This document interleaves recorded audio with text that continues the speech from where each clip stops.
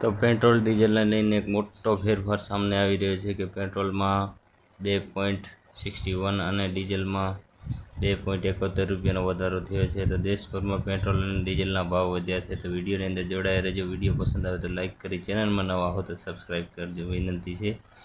આવો જાણીએ પેટ્રોલ અને ડીઝલના તારીખ 25/5/2026 અને સોમવારના તાજા લાઈવ ભાવ।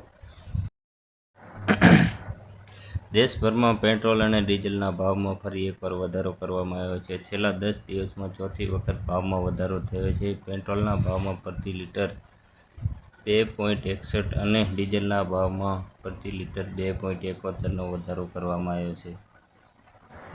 દેશભરમાં પેટ્રોલ અને ડીઝલના ભાવમાં ફરી એકવાર વધારો કરવામાં આવ્યો છે। છેલ્લા 10 દિવસમાં ચોથી વખતમાં વધારો કરવામાં આવ્યો છે। પેટ્રોલના ભાવમાં પ્રતિ લિટર 2.60 અને ડીઝલના ભાવમાં 2.70 વધારો કરવામાં આવ્યો છે।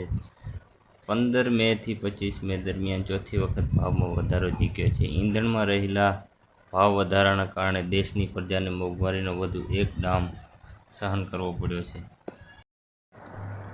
પેટ્રોલ અને ડીઝલના ભાવમાં વધારો। દેશમાં ગત 15મીના રોજ પેટ્રોલ અને ડીઝલમાં ₹3 વધારો થયો હતો। 19 મેના રોજ 90 પૈસાનો વધારો કરાયો હતો, જ્યારે 23 મેના રોજ પેટ્રોલમાં 87 પૈસા અને ડીઝલમાં 91 પૈસાનો વધારો કરવામાં આવ્યો હતો, જ્યારે આજે પેટ્રોલમાં લિટરે 2.61 રૂપિયાનો વધારો, જ્યારે ડીઝલમાં લિટરે 2.71 પૈસાનો વધારો થયો છે। 10 દિવસમાં પેટ્રોલમાં ₹7.52નો વધારો અને ડીઝલમાં 10 દિવસમાં 3.63 રૂપિયાનો વધારો થયો છે। પેટ્રોલની કિંમતનો 100ને પાર થઈ છે, ડીઝલની કિંમતનો 96ને પાર થઈ છે।